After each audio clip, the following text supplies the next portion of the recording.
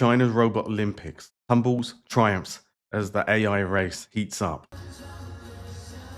Back in August, Chinese government hosted the inaugural World Humanoid Robotic Games in Beijing.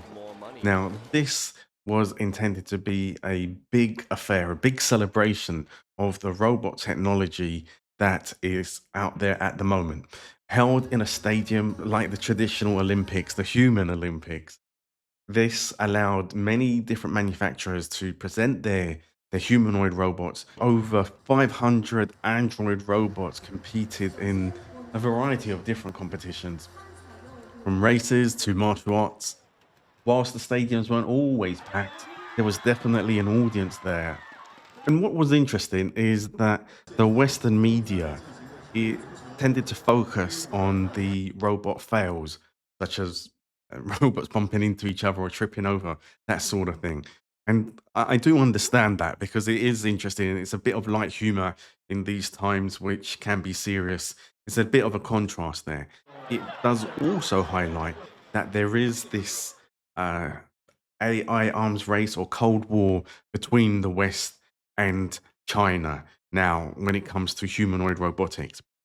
There were not any contenders from Tesla and their Optimus robot or from Bigger and its AI humanoid robot. And it might just be the case that these companies they didn't want their robots to be competing yet in a field that they might not necessarily win. For example, racing. Optimus might not win a race. It doesn't mean it's not going to be a strong, an excellent product. So that might be one of the reasons. It also might be that these American companies they didn't want their technology to be out in China at this stage because who knows what might happen to it. And but the games they represent a big shift. They represent a big milestone for humanoid robotics because it means now that you've got robotics that can navigate in the real world independently, that they have these sensors that can see and allow them to hear. Humanoid robotics will be the next frontier of the technology race.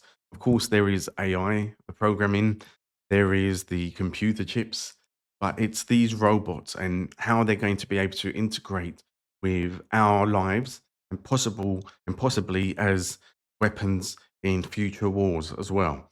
So this was absolutely a show of power by the Chinese government to highlight its achievements, the achievements of its many different companies, and also it acts as a way to attract talent from other countries to China to say, come, look what we're working on. So it's definitely the new frontier of the arms race, I would say. So let me ask you, do you think this Robot Olympics is a great way to show off AI progress?